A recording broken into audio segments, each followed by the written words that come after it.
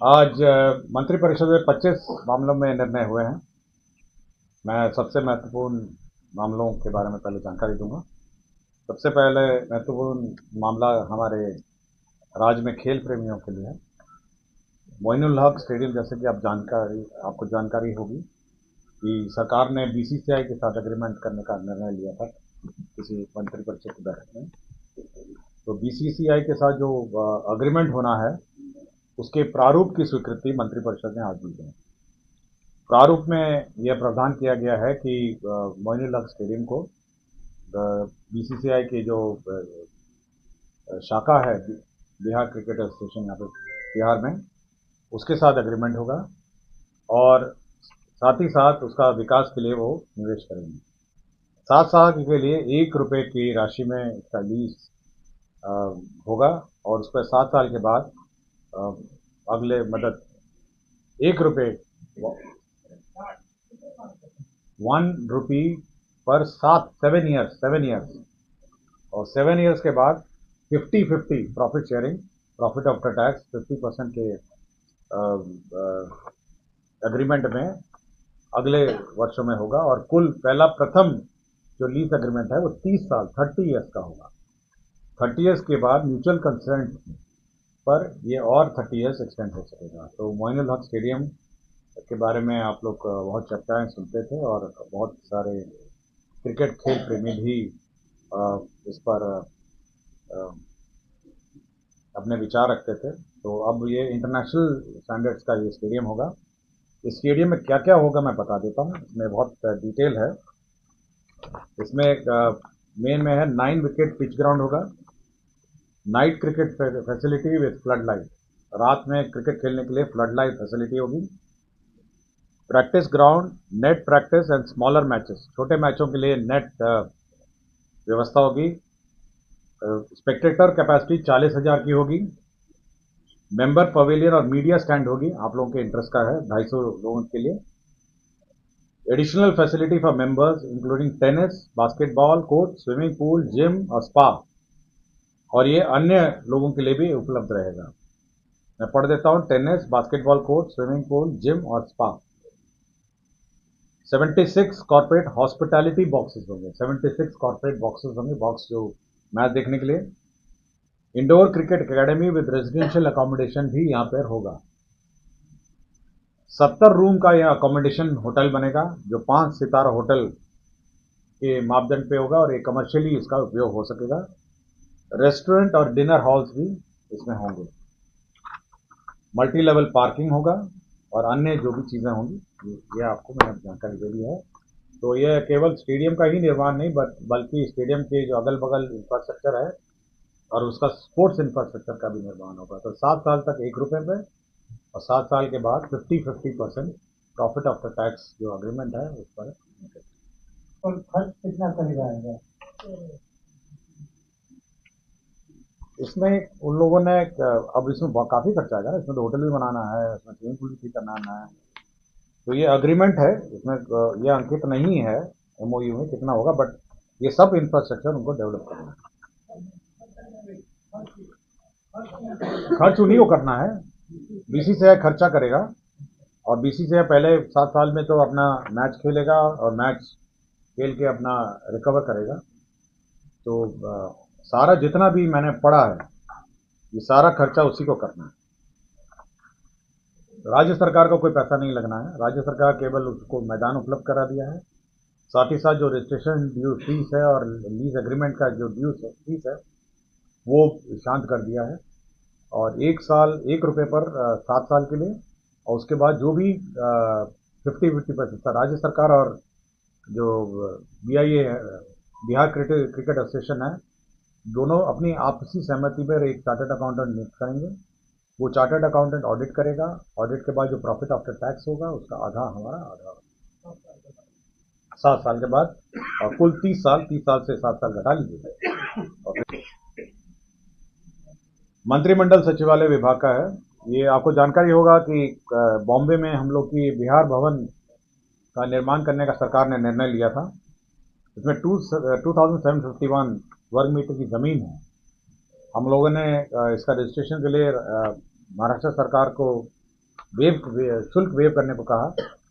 तो शुल्क वेव नहीं करने की स्थिति में हम लोग को अब 5,92,00,000 राशि BCF से निकाल के अब रजिस्ट्रेशन शुल्क भुगतान करना है, और इस पर बिहार भवन मुंबई का निर्माण होगा।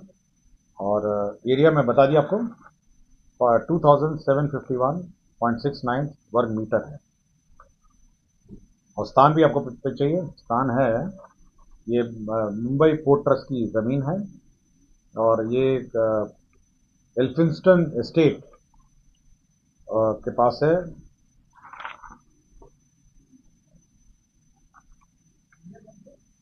एल्फिंस्टन एस्टेट के पास है, और ये एग्जैक्टली ज़मीन का जो विवरणी है, ये नियरेस्ट ये डोंगरी पुलिस स्टेशन है, और Masjid station Central Railway Harbour Railway पे है, और nearest major landmark domestic cruise terminal Princess Victoria Dock, Chhatrapati Shivaji Maharaj Terminus, CSMT और rail known as Victoria Terminus है, यही है।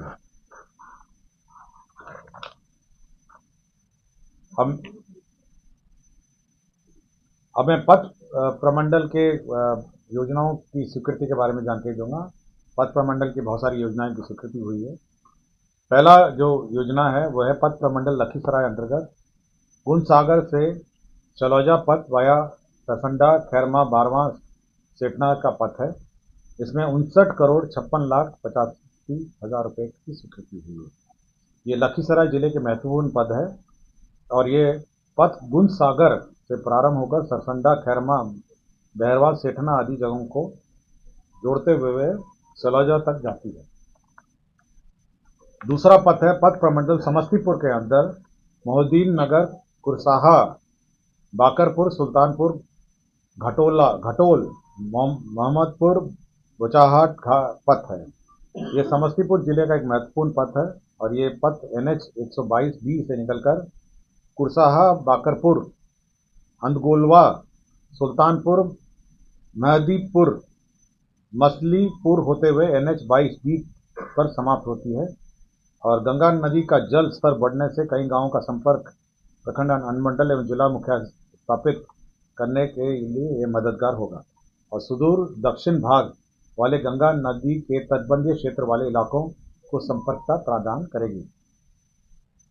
तीसरा पथ था पथ प्रमंडल लखीसराय अंतर्गत मतासी NH 333A से बल्लोपुर एवं विद्युत सबग्रिड तरहारी भाया मतासी बल्लोरपुर पथ जस्टिस मोड़ तरहारी। यह 38,70,45,000 रुपये का पथ है, और यह लखीसराय जिले का एक महत्वपूर्ण पथ है। यह पथ मतासी मोड़ NH 333A से प्रारंभ होकर मतासी गांव मतासी बल्लोपुर पथ BR कॉलेज तेहरा गांव आदि जगहों से होते हुए विद्युत सबग्रिड तरहारी तक जाती है। यह पथ कृषि क्षेत्र से होकर गुजरती है। पथ निर्माण हो जाने के कारण कृषि उत्पादों को बाजार तक पहुंचाने में सुगम एवं सुरक्षित मार्ग प्रदान करेगी। राज्य के लखीसराय जमुई बांका एवं अररिया जिले के कुल 4 पुल परियोजना 4 पुलों का भी आज स्वीकृत हुआ है। एक लखीसराय का है SH 08 से क्यूल स्टेशन के बीच क्यूल नदी पर उच्च स्तरीय पुल एवं पहुंच पथ का निर्माण।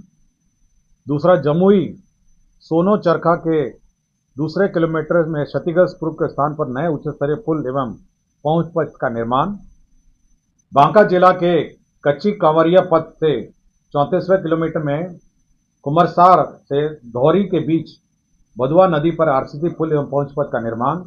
अररिया जिला में चांदनी चौक से अजमतपुर बैनपुर पथ से परमान नदी पर उच्च स्तरीय पुल एवं पहुंच पथ का निर्माण। इसमें कुल लागत इन्हें 4 में से 175,28,91,000 रुपये राशि व्यय होगी। जल संसाधन विभाग की भी 2 योजनाएं स्वीकृत हुई हैं। पहला है सारण तटबंध के किलोमीटर 40 से किलोमीटर 72 के बीच तटबंध सुदृढ़ीकरण तथा तटबंध शीर्ष पर अवस्थित सड़क का पुनर्स्थापन कार्य। इसमें 60,92,00,000 का व्यय होगा। दूसरा योजना है तिरहुत मुख्य नहर के 223.11 किलोमीटर से 240.85 किलोमीटर तक नहर का पुनर्स्थापन एवं लाइनिंग कार्य। प्राकृतिक राशि 181,76,00,000 रुपये इस पर व्यय होंगे। विज्ञान एवं प्रौद्योगिकी विभाग में भी 2 महत्वपूर्ण योजनाओं की स्वीकृति हुई है। किशनगंज जिले में स्थापित एवं संचालित राजकीय अभियंत्रण महाविद्यालय किशनगंज के लिए अतिरिक्त आपके हॉस्टल, फैकल्टी के लिए आवास, बॉयज हॉस्टल, गर्ल्स हॉस्टल, इसमें कुल लागत 77 करोड़ 58 लाख इसमें व्यय होगा। तो किशनगंज में जो इंजीनियरिंग कॉलेज है उसमें आपके अतिरिक्त फैकल्टी के लिए ब्लॉक है, रेजिडेंशियल ब्लॉक है, बॉयज हॉस्टल है और गर्ल्स हॉस्टल है। इसी तरह बांका जिले में भी जो इंजीनियरिंग कॉलेज है राजकीय अभियंत्रण महाविद्यालय बांका, उसमें फैकल्टी ब्लॉक है, आपके स्टूडेंट्स के लिए गर्ल्स हॉस्टल है और बॉयज हॉस्टल है, और मल्टी स्पोर्ट्स इंडोर स्टेडियम भी है। तो इसमें 150 करोड़ 94 लाख 11 हजार रुपये में व्यय होंगे। गृह विभाग का यह आपके बिहार गृह रक्षा वाहिनी जो होमगार्ड हैं, उनकी सेवा में अराजपत्रित कर्मियों को बिहार पुलिस के अराजपत्रित कर्मियों के भांति अवकाश के दिनों में काम करने के एवज में 1 माह का वेतन के बराबर मानदेय के अतिरिक्त एक पंचांग वर्ष में 20 दिनों के क्षतिपूर्ति अवकाश की अनुमान्यता प्रदान करने के संबंध में तो कम ये क्षतिपूर्ति अवकाश 20 दिनों का उनको प्राप्त होगा। पीएमसीएच में आपको जानकारी होगा कि मेजर हॉस्पिटल बन रहा है, 5000 से ऊपर बेड का हॉस्पिटल बन रहा है और इसका पावर स्टेशन भी बहुत बड़ा पावर स्टेशन का निर्माण हो रहा है। इसमें 132/33 kVA का ग्रीन GIS ग्रिड उपकेंद्र का अधिष्ठापन हो रहा है। इसी का रिवाइज एस्टिमेट आज मंत्रिपरिषद ने स्वीकृत किया, जो कि 3 अरब 25 करोड़ 16 लाख 63 हजार रुपये का एस्टिमेट है। राजकीय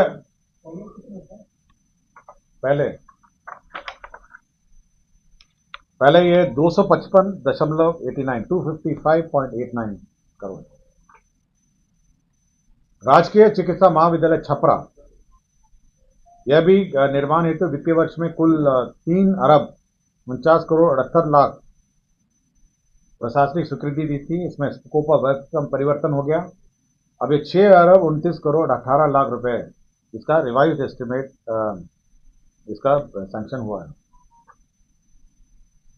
गृह विभाग में जो सैनिक कल्याण निदेशालय है, इसके अधीन जिला सैनिक कल्याण कार्यालय में कार्यालय प्रचारी एवं परिचारी रात्रि प्रहरी के पदों पर भूतपूर्व सैनिकों की भर्ती के संबंध में कार्यालय प्रचारी एवं परिचारी रात्रि प्रहरी संवर्ग 2024 के गठन की स्वीकृति दी गई है।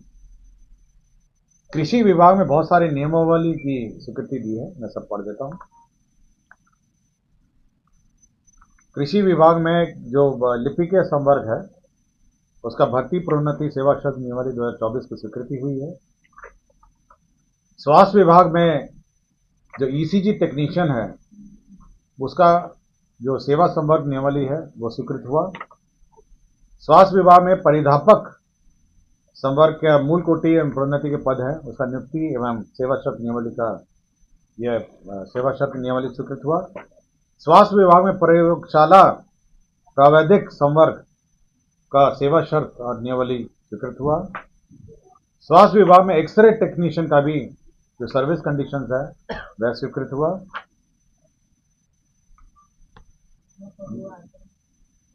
ये केवल सर्विस नियमावली सेवा शर्त नियमावली है, प्रोन्नति एवं सेवा शर्त नियमावली, पद नहीं है, ये सेवा शर्त है। योजना एवं विकास विभाग में बिहार स्थानीय क्षेत्र सेवा अभियंत्रण सेवा संशोधन नियमावली यह स्वीकृत हुआ। और दरभंगा जिला अंतर्गत एक जमीन का बदलान हुआ है। यह मालिक धर्म नारायण सिंह वगैरह भूमि ये मान्य उच्च न्यायालय के आदेश से हुआ है। इसमें इनकी ज़मीन पर सड़क बन गई थी और ये किसी और ज़मीन पर अतिक्रमण किए हुए थे। तो जिस ज़मीन पर इनकी ज़मीन पर सड़क बनी थी वो राज्य सरकार ने ले लिया है, जो अतिक्रमण किए थे उनको बंदोबस्त कर दिया। वित्त विभाग में 2 पद थे, बजट सलाहकार और वित्तीय विश्लेषक, ये अगले 2 साल के लिए एक्सटेंशन किया है। कृषि विभाग में जो कृषि परिषद में क्षेत्र सहायक एक पद था, इसका सेवा संवर्ग सेवा नियमावली स्वीकृत हुआ है। और बिहार उद्यान अधीनस्थ सेवा के अंतर्गत समूह ग के पदों का प्रत्यार्पण और संपरिवर्तन हुआ है। तो कुल 25 मामलों में आज मंत्रिपरिषद ने निर्णय लिया है। धन्यवाद।